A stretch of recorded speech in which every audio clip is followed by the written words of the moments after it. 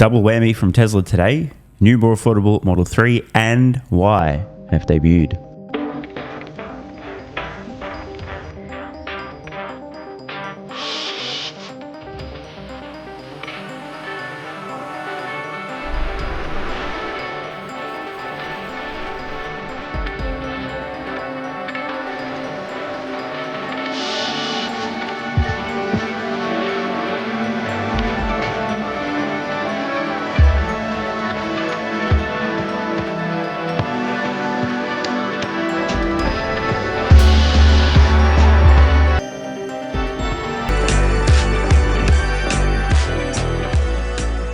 So the best vehicles in the world just got even more affordable.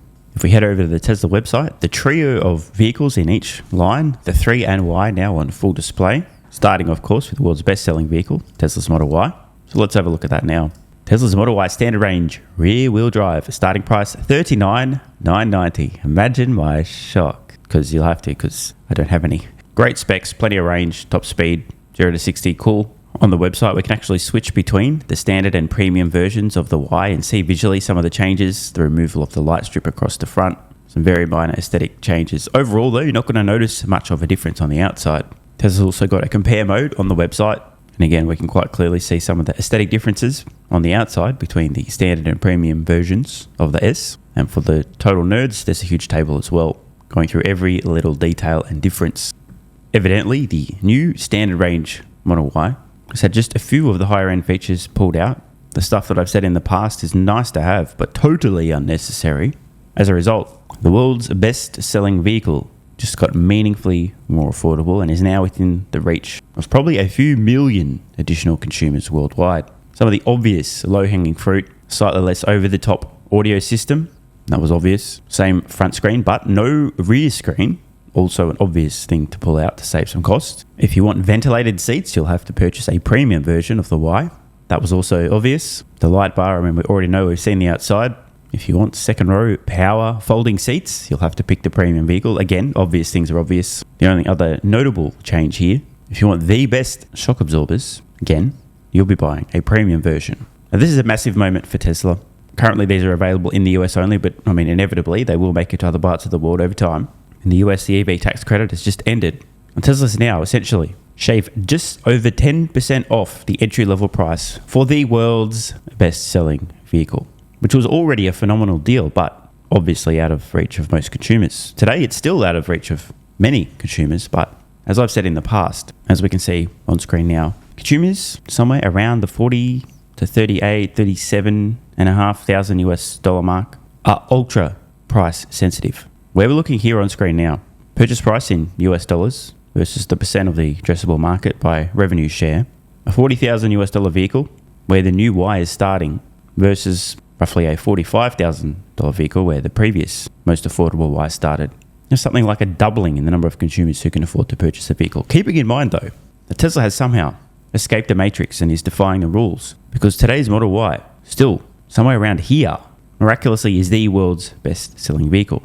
A title previously held by vehicles with purchase prices in this zone, 10, 11, 12% more affordable on what's essentially the world's best-selling vehicle is going to be huge. I don't think most people will realize this. There's long been a phenomenon, I've described it many others as well, as the Tesla stretch. Consumers who typically would never have been in the market for a vehicle with the Tesla starting price stretch up because Tesla vehicles offer such exceptional value. So did the number of consumers who can afford to purchase a Tesla Model Y just double, triple, quadruple? Even better news for the new standard Model 3. Also in percentage terms, roughly as much off. It starting at $36,990. An absolute steal. For those of you playing along at home, it's roughly here on screen. Summing up today's news, which is excellent, obvious, it really was, and huge, the number of consumers who can afford a Tesla Model 3 and Y has just increased. Not by a few percent, but a few times. And obviously, while initially only available in the United States, inevitably, these more affordable standard versions of the 3 and Y will find their way to all markets globally over time. See the pricing differences on screen now. Imagine my shock. Entry-level Model 3, just under 13% more affordable than the rear-wheel drive. Most affordable Model Y now, 11.11% more affordable. here's what I had to say in yesterday's video on this very subject, also suggesting many Tesla investors temper their low IQ expectations. My current prediction, starting price, give or take 10, 12, maybe close to 13% below the entry-level 3NY today.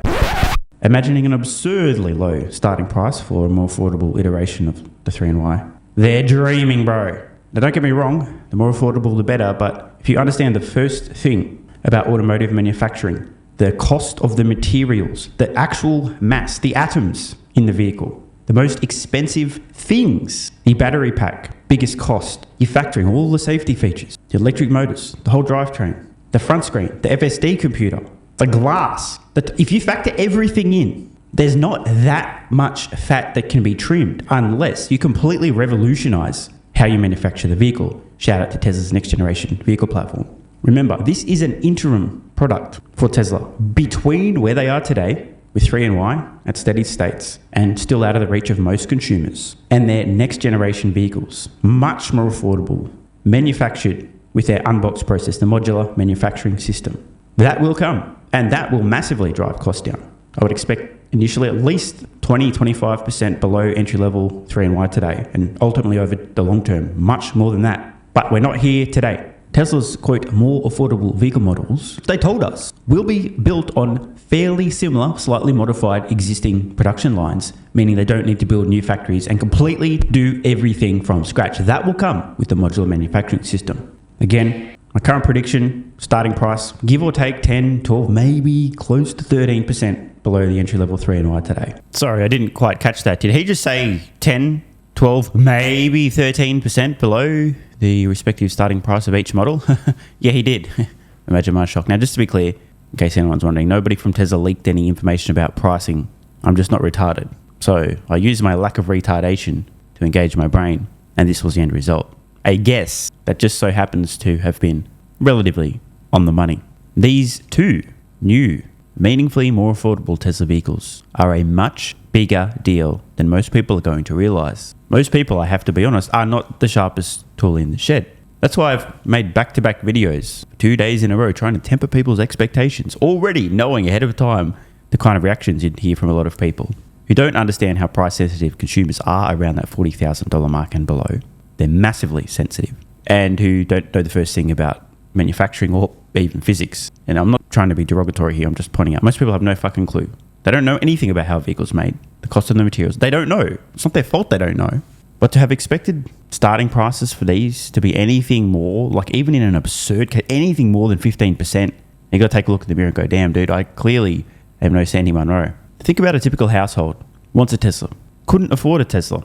Wanted a Model Y. Couldn't afford a Model Y. $44,990. We just can't afford that. It's out of our budget. Despite so many around the world wanting a Y and a 3, Y itself is still the best-selling vehicle on the planet, playing on ultra-hard mode. And it's still not on easy mode at this price point. But a $39,990 in the US, I mean, this is an absolute steal.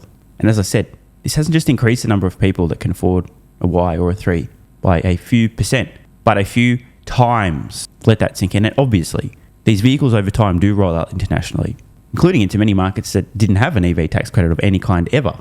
This is big. But as always, I do need to remind everybody, vehicles, who cares, bro? Do not take your eyes off the prize. Shout out to Optimus humanoid robot on the red carpet recently. Tron edition, making waves. Want more content? Early access? Bunch of perks? Click the links in the pinned comment.